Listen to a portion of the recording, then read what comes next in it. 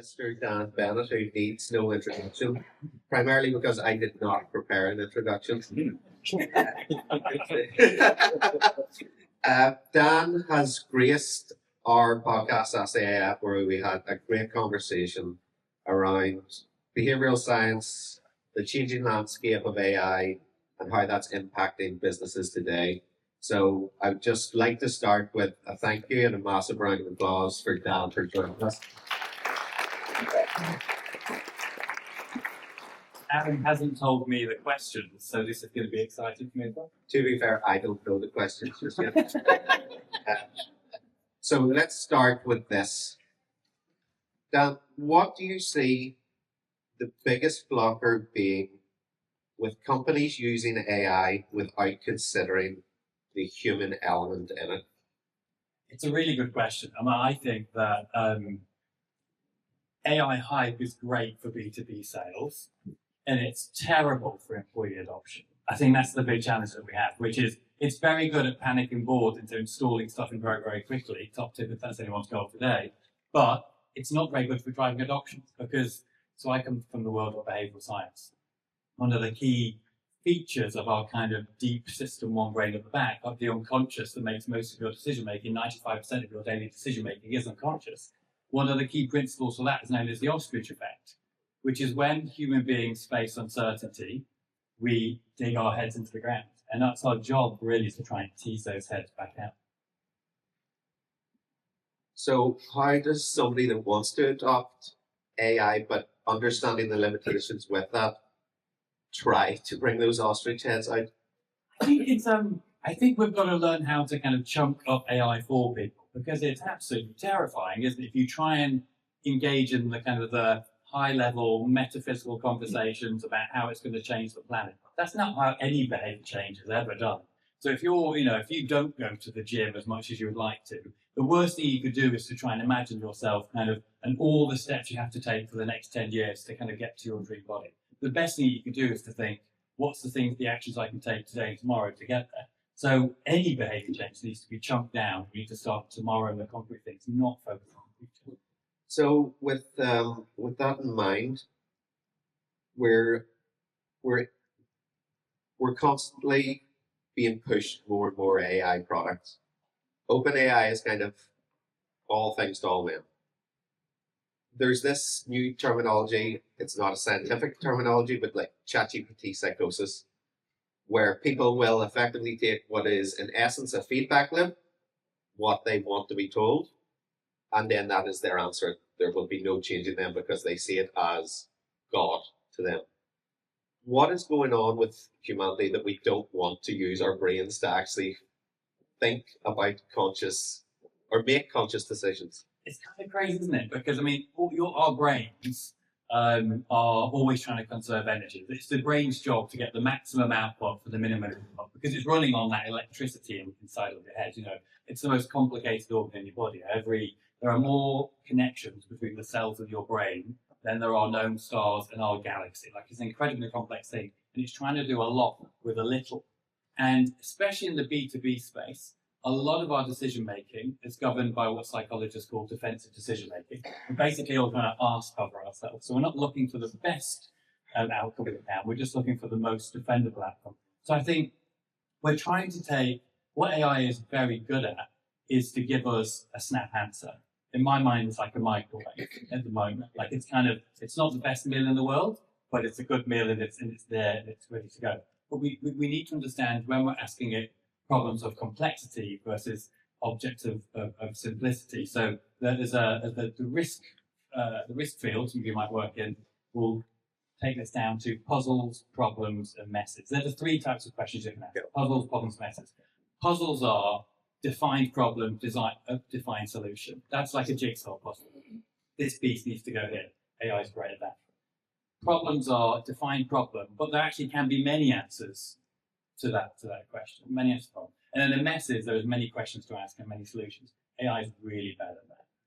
Yeah, and I think there's an example that I was reading about with regards to a company that wanted to get data from one place to another. This is not a plug for Harry in any way, shape, or form.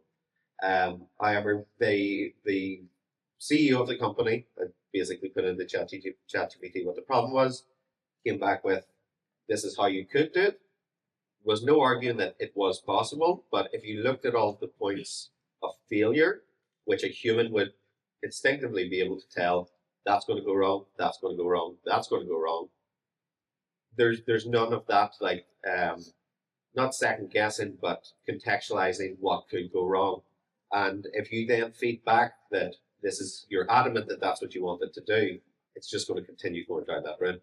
It's kind of given us that false sense of certainty, isn't it? And actually what we need to do is to know that most things that we're dealing with are messes and problems, that there are many different answers to problems. And actually it's that human texture of thinking that allows us to not just snap to an answer. There was that piece we talked about in the podcast. There's a psychological principle known as cognitive closure. And it's basically the idea that you'll get to better solutions if you can stomach that horrible feeling of not knowing the answer to something. So, you'll note and people will vary on the scale. Some people, given a complex question, they'll just ignore all the complexity, just get to an answer and be very happy with it because they can't bear, it's like creative problem solving. You can't bear to not know the answer for so long. Really, really creative people are very good at this and they can withstand that stomach-churning feeling of not knowing, and it gives them more chance to get to a high quality answer. So I think that's what we need to keep developing this skill as we have this magical machine that can give us snap answers. We shouldn't get too used to that feeling. We need to sit with problems a lot longer. I think to a certain degree we can all go back and blame Ask Jeeves for where we are now. It was, whenever Ask Jeeves was around, we all noticed that, what we thought Ask Jeeves is what ChatGPT does now. He was ahead of his time, wasn't he? It was just bad branding though, because it was a search engine. And in the same way that we had to learn how to Google things, people use ChatGPT as if it is Google. They just put in, what time does the supermarket close up? Whereas we need to relearn that, how to actually ask it a correct prompt that is not convoluted. It's not giving you the answer that you're kind of seeking towards. So a question that I would have from a behavioral science perspective, how does one go about trying to not re-educate, but help people along the way of asking it the right questions in order to get a reasonably good outcome that gives you a starting point to then put your human brain to work? It's an interesting one, isn't it? Because AI adoption is the planet's biggest behavior change brief. And most companies' metrics right now are, can we even get people to use it? That's kind of the first metric we're all looking at, is can we even get people to log on at least once a week? And what we really want to get to is not adopting AI, but like you're saying, adapting to AI, because we're going to have a different type of conversation with it because it is better than Google. And we do need to learn how to do that. And I think like any behavior change, it comes down to chunking it into small goals and then rewarding people along the way. And the best way that you can get better at AI adoption and adaptation yourself is to just hang out with more people that do it. That's one of the biggest things we can do to change cultures and organizations. We talk a lot about, okay, we're installing tech into an organization, but how do we install kind of human readiness and organizational readiness so people take into that? And a lot of that is trying to create groups and what we call social norms. Make it known and make it feel like the done thing that usage happens, and we should seek kind of spiral from that. As one myself, so make more friends with nerds. Yeah. So I suppose following on from that, there's obviously a massive fear from people in the workplace that AI is going to be this the next industrial revolution that's going to, like what happened to the spinning wheel, what happened to the mill, that their jobs are at risk. Whereas from my perspective, looking at it from a human point of view, it's there to complement you. It's a tool there to help you do your job more effectively. It's not there to replace you. Whereas obviously there was the example of Klarna, who have subsequently rolled back because it didn't actually work for them, just automating everything with AI. So should people have that fear? And if not, why? And if yes, why? So for me, as a person with a background in psychology, the most interesting part of the question is to know why different people are reacting to the same information in different ways. And a lot of that goes down to your personality, what psychologists call your cognitive thinking styles. And so if you think about the Ocean personality framework, if you don't know it, definitely worth a Google. there's 5 different ways that human beings can vary. Some people are extroverted, some people are introverted, some people are a bit in the middle. And we all need persuading in different ways. So it might be that the people that take to that news, bury their heads in the sand and go, oh my God, I'm going to lose my job, is that they're kind of highly risk averse, and there might be lower to openness, that may have lower openness to new experiences. So it's more, and your personality is like a smell. Like you can't really smell yourself. Like, do you mean you have to kind of go through the audit of the thing? Sometimes you can. It's got an extreme personality or smell. But we tend not to know that our personalities are governing how we're looking at it. So when you're looking at your workforce and you're going, why are some people absolutely crapping themselves and some people really leaning into it? So some people see positivity and possibility, and other people see doom and Armageddon. It's likely due to their inherent personalities. Half your personality comes from your biological parents, whether you like it or not, sadly. So it's kind of, and half comes from lived experiences. And so knowing your personality, I think, and your workforce's personality is pretty key, because then you know how to message people. If you're extroverted, who in the room is extroverted? Put your hands up. You tend to like doing that, yeah. And who's introverted? Okay. You're not. Mouth goes lying. So extroverted people are more likely to be persuaded, on average, by social proof, by knowing that lots of other people are doing it. Introverted people are more likely to be persuaded in messaging by loss aversion, which is we've all evolved the instinct to hate to lose twice as much as we like to gain. And so different personalities need different strategies to kind of get them on board. That's what no one's really talking about.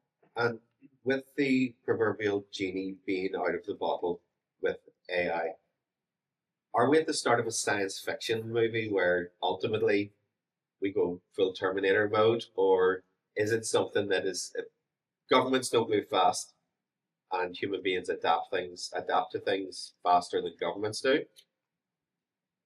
Not to put the genie back in the bottle, but how do we go about utilizing it in both an ethical, sustainable way, as well as using all of the great sides to it, but having the potential downsides under control as much as possible?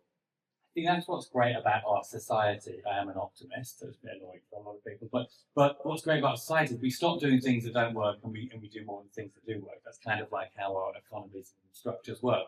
And so, there's already those predictions. You'll see the MIT Media Lab are talking about, 95% of Gen AI efforts leaders are seeing no return from.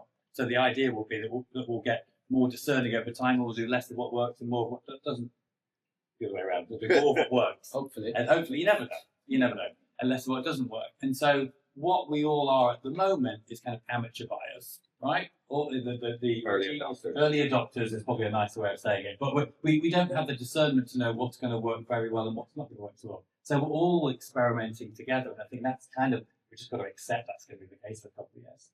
So with the combination of the genie being out of the bottle, OpenAI, Sora, so many deep fakes, not really being able to discern what is right, what is true, what's real, what's not real. You saw a video, you were pretty confident that was a pretty decent piece of information to go on. Not anymore. So from a psychological perspective, how do we manage that?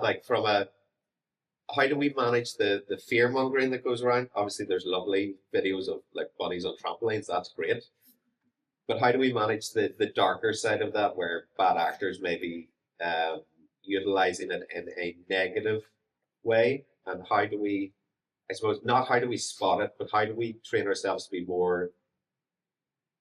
How do we train ourselves to be more cautious of what it is that we actually believe?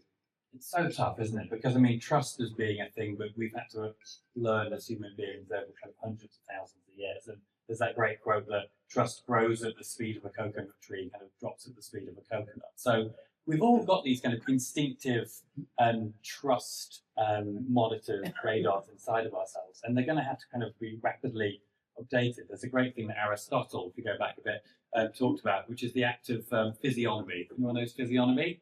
Basically the idea that we think we can read each other. We'll pick on Mel, actually. Well, we think that I can look at Mel and go, she looks trustworthy. And so I disagree. if Mel was to stand up, we would rate Mel, which would be too mean. But we would then all agree, as an audience, we would probably agree on kind of 3 or 4 factors and say, okay, on the scale of 0 to 10, how trustworthy is she? Now, we would all, when you do this in tests, you kind of synchronize and we tend to agree on the same visual factors that make someone trustworthy. It's a Duchenne smile, which is a relaxed smile. It's a certain type of body language, and it's the way that she would express herself. We all agree on the same factors, but the problem is those factors are absolute bullshit and do not predict whether Mel is trustworthy or not. It's this weird psychological bias we've inherited.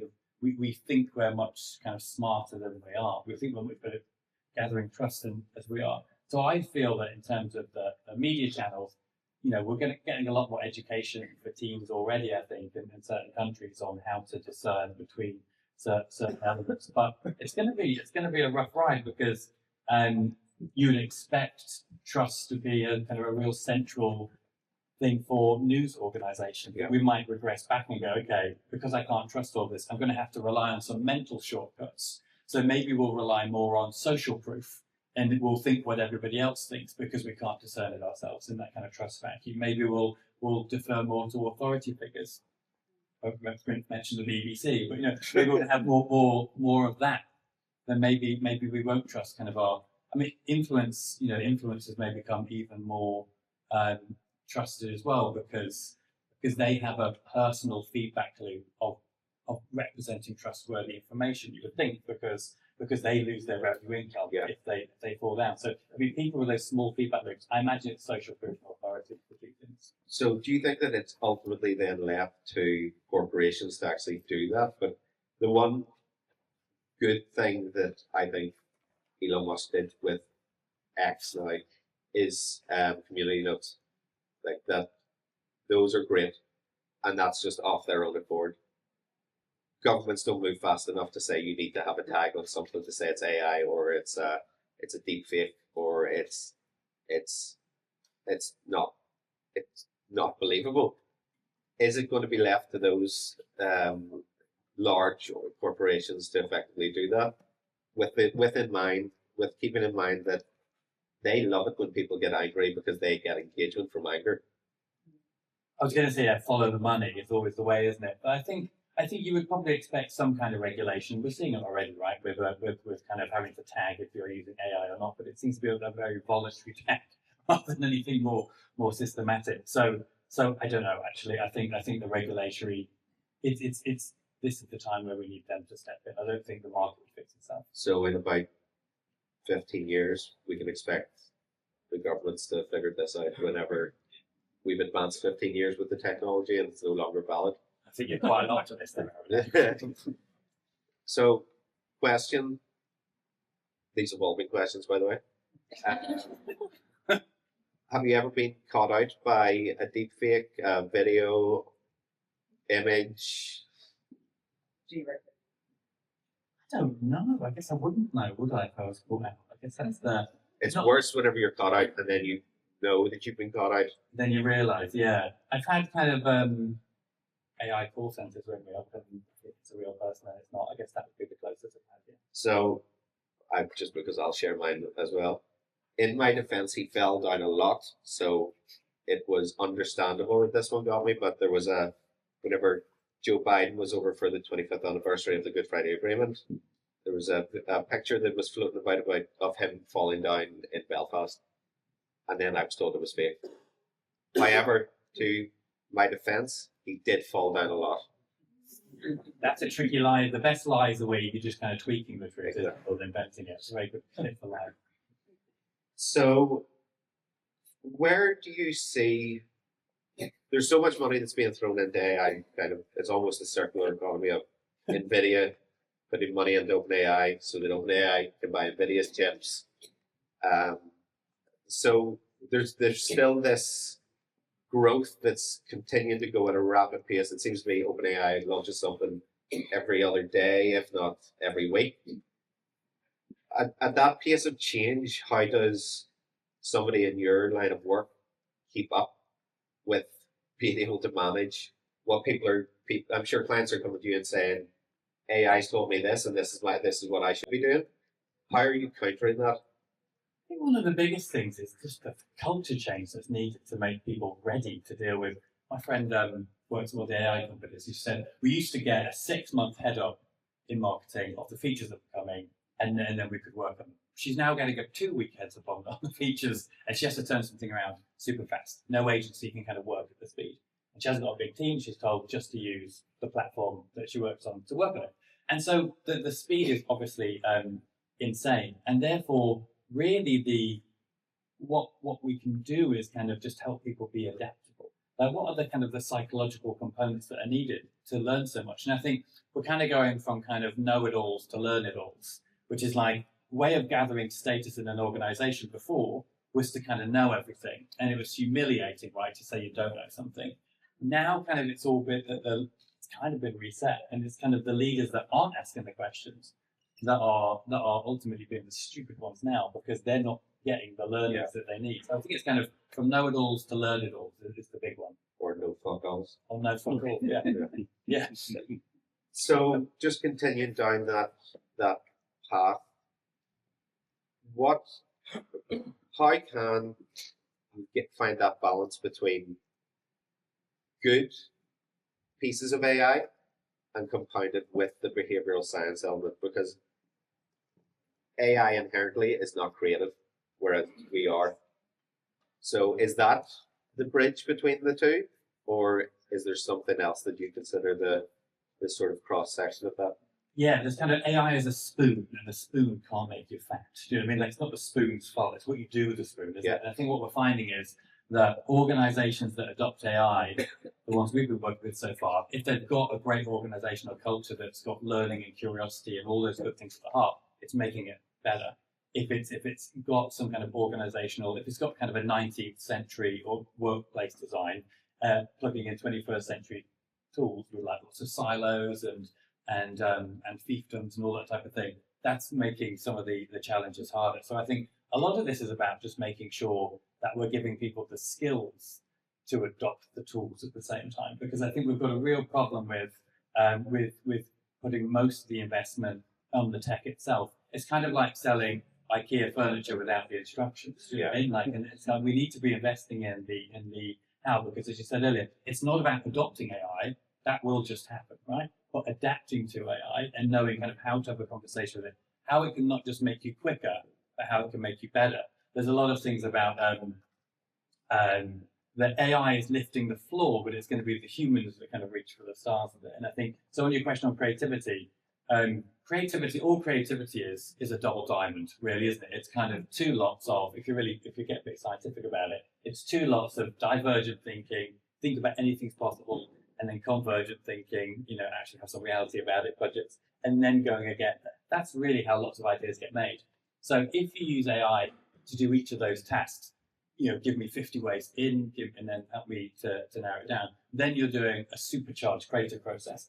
If you're just going AI, give me some ideas, it's not doing that in the meantime, it's just a load of crap, because we're treating messes as puzzles to go back. Yeah, and I think on a bit of more of an optimistic note, whenever it comes to people thinking that their jobs are going to be taken away with AI, I think we all remember back whenever OpenAI launched, and we all thought that this is going to develop medicine so much faster.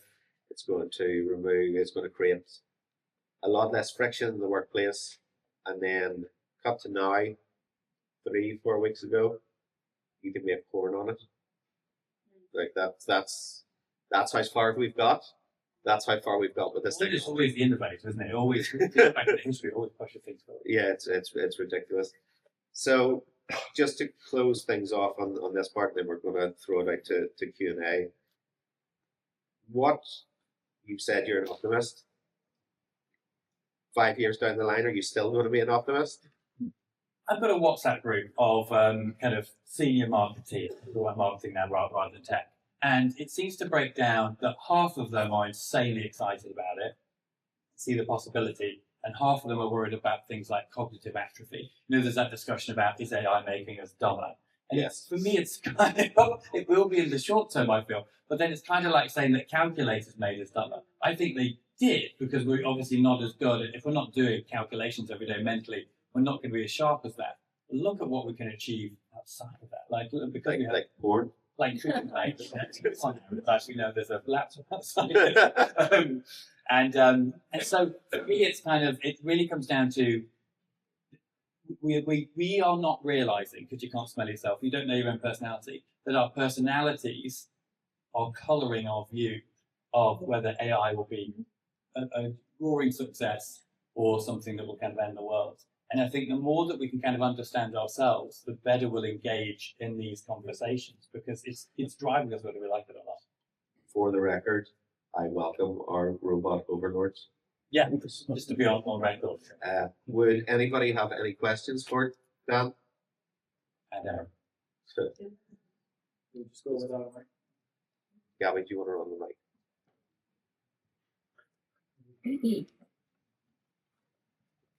Such tension building up.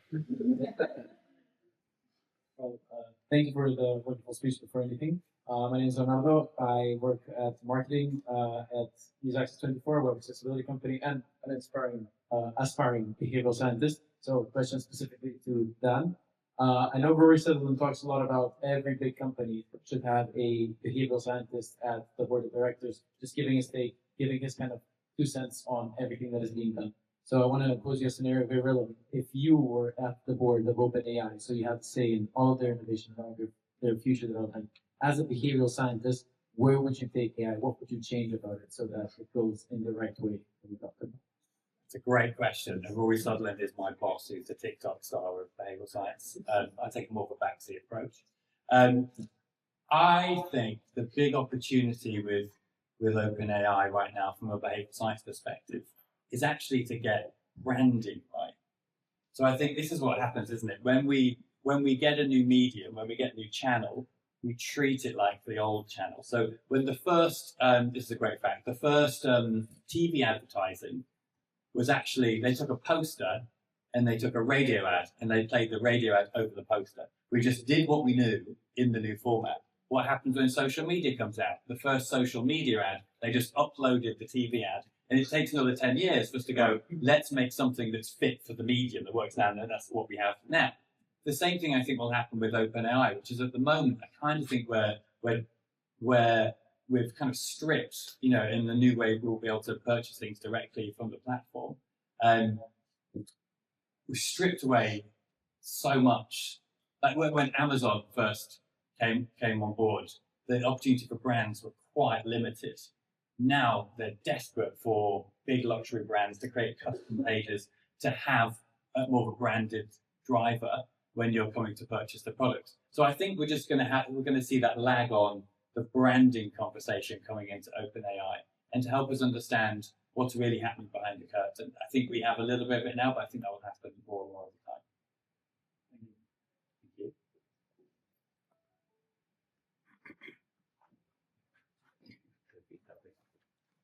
Sorry.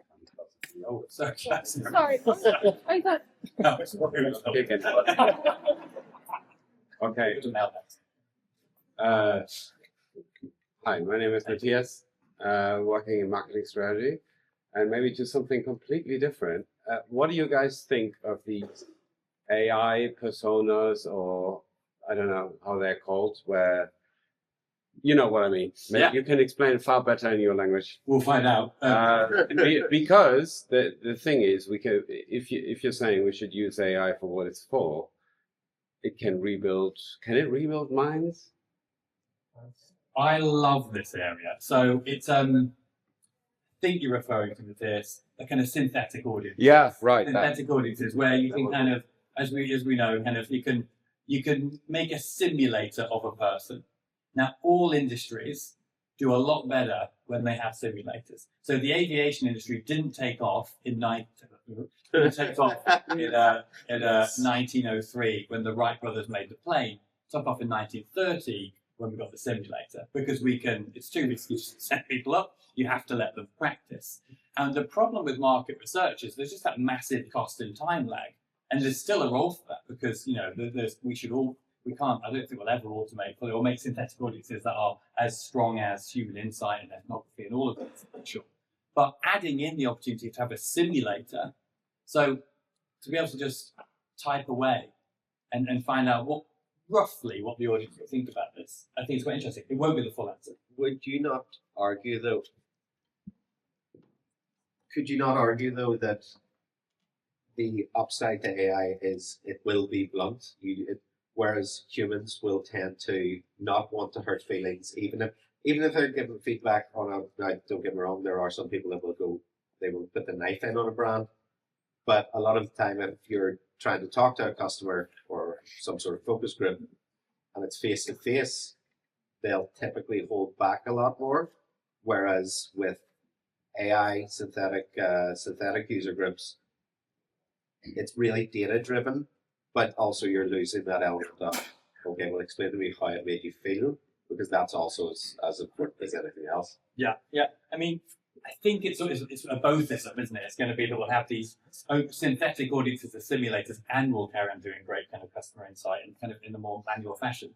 You'll know it's a good little story. When you go into your staying in a hotel, most people I imagine here, staying in a hotel, you go in the bathroom, there's that small sign that says, please reuse your towels, because at this hotel, we really care about the environment. And you have a slight suspicion that you paid $200 for this hotel, and they're trying to save $1 on laundry, but you might go along with the fact that it's kind of for sustainability reasons. And if you have the plain environmental ask, you'll get about 33% of people that will reuse their towels. If you add on the social proofing ask, which is many people who stay at this hotel reuse their towels, and you just kind of nod to other people's behaviour, you get about 32% increase in the amount of people that reuse their towels just by adding a couple of words onto that sign, because we're pulling the right lever. Now, the thing is, if you plug that into market research and you ask people what's going to change your behaviour, is it the environmental plea or is it the social proofing plea? People say, well, obviously it's the environment that I really care about. I will change my behaviour. I'm not a sheep. Yeah. Put them into the hotel, and the opposite happens. So we don't have what psychologists call introspective access to the parts of the brain that really make decisions. Much of our decision making is subconscious, and we can't fully access that. Now, what's still critical is to ask people why they think what they think. Yeah.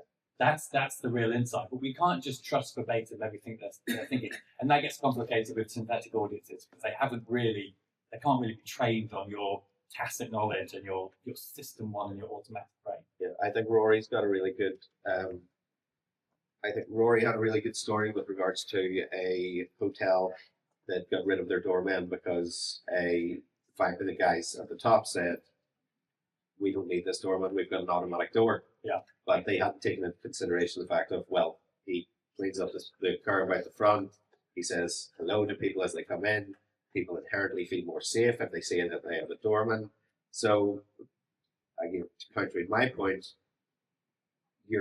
what you're getting with AI is you're getting the data without the context of that data and the different things that could potentially impact that actual data and the decision making that goes alongside it. So CFOs are pretty much as bad as OpenAI in that regard. And we're all using the brick phone version of AI right now. Yeah. We're using the very early giant, mobile phones, and one day it will become the smartphone. So we'll still get more of that. But is AI ever going to learn the full consciousness, or is it only going to drink in the things that we've said and have been recorded a long time? So I think I don't think synthetic audiences will ever be a replacement to customer insight, speaking to people and doing their ethnography and finding all of that. But what it is an amazing simulator for those smaller questions where you just need a bit of a guidance, because at the moment that's a guess in a vacuum. Well, that all depends if AI isn't the thing that starts buying stuff for us. If that's the thing that's making the decision of what we need, when we need it, why we need it, we do lose that then, and that's whenever that becomes less relevant. Yeah, they might think I want more of these shirts. Fine. Any other questions? We should do Eric, because Eric was... Cool. Super, thank you. This session is one of my best sessions up to now, so thank you very much for that already. Unpaid. Yeah. I'd like to see in the future, together with the synthetic audience. So there are predictions that the team composition is going to change. We're going to be surrounded with agentic AI. My question to you, Dan, is what type of challenges are going to be presented to the team leaders, and maybe more upwards in the hierarchy, if there's still a hierarchy? What type of culture is going to be the minimum viable culture to be able to work in such an environment? I think my team, so we're a team of paper scientists. We work with an Ogilvy, which is one of the parts of BPP, the Creative Network. And so our job is to kind of do creative problem solving, to kind of figure out why someone isn't doing a behavior and how we get them to do a behavior. It might be AI adoption, it could be anything. And the mistake we made earlier on, we thought, woohoo, rather than having teams of 3, which is kind of what it was before, we thought, well, now we've got agents and stuff, we'll have a team of 2, and we'll just plug an agent in, and that'll be great. What happened was they got kind of trapped in a vortex of the same thoughts, because the AI is kind of playing back. So actually we got it totally wrong. We needed what we might call like de-loopers, people to kind of take you out the vortex, kind of like mental lifeguards, if you like, to kind of stop you swirling around. So we actually now have bigger teams per project, because we know that when you take AI into the mix, there's a really good study called All Roads Lead to ChatGPT, and it's basically about the magnetic pull that AI has in an organization for its detriment. So when you don't have AI, you can see there's kind of 10 different actors, and they've all got lines drawn between them. Some people hate each other, so they don't talk, but most people have some kind of line drawn between them. When you put AI in, because you can chuck it unstructured thoughts, because it can't judge you, because it'll give you a good enough answer, we tend to get very thick lines between the person and the AI, and the other ones fade away. So what it's doing is, it by accident is autonomizing us. It's turning a connected team, which has all the value of learning from each other, and it's so great that it kind of draws people in. It's really good paper worth having a read.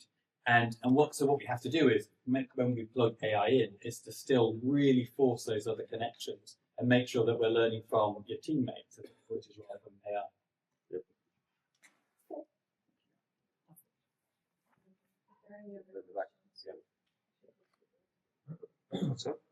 Sorry. This will probably be pretty. I'll confess, I know Nikki. But I'm not paid to answer that. So Rory says that actually behavioural science is a different lens to view the work, as you know. And then you couple that with AI, and I know your job is to solve problems. I know you talked about putting the team together.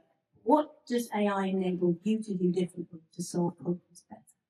Yeah, no, that's a really good question. Thank you, Nikki. Thanks. And Nikki is also a great paper scientist. Not that I'm a great paper scientist. Nikki is a great paper scientist. Yeah, exactly. And everyone's thinking about, and AI is always solved on how you make people quicker, but it really needs to be thinking about how we make people better. For me, I'm a very visual thinker. And so the problem with AI for me is that it spits out so much text that I just have a busy brain. It takes a lot for me. I've recently bought a book, I would highly recommend it, called The Little Book of Diagrams. It's kind of 50 different diagrams that you can use to represent something visually. Just get you in the habit of it. And what I can do now is very quickly take a picture of the type of diagram I want, send in the data that is what I want the diagram of, and it spits it out pretty quickly. That's an example where if I had more time, I wouldn't bother doing that. But now I have a machine that can help me be better and express myself better. That does that. So I think there's going to be, and this is why I really hate kind of changing the world answers. I think a lot of this is going to be small steps, like making diagrams, seeing people better, having a better one-to-one catch-up because you've got more data, understanding my AI adoption is kind of positive or negative based on my personality, and then a lot of these small things are what really add up to the real change. Yep. We're going to have to wrap it up here, folks, but do we have one more question? One more, Gabby?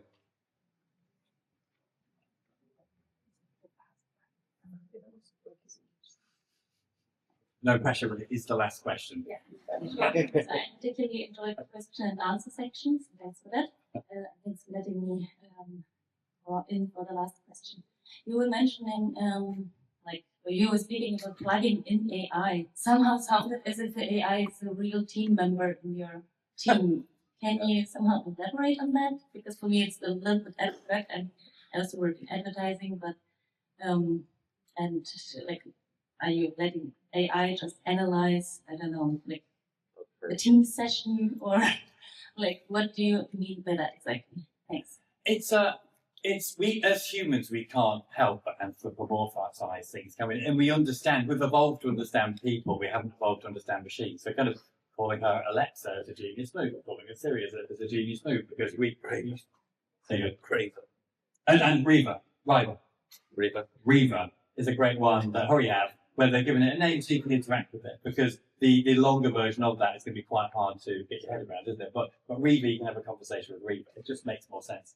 And so the way that we're thinking about agents is that my team manage agents. So it's like it's someone on their team that they would kind of brief and get back and spar with. And I think that's one of the best, because one thing, we're very, inside all of your brains, there's a part of the brain that never switches off, which is a status detector. So you always know, some rooms you'll feel really important. And some rooms, like when you go back for your family Christmas dinner, you don't feel important anymore. And your brain is always detecting how important you are based on the people in the room.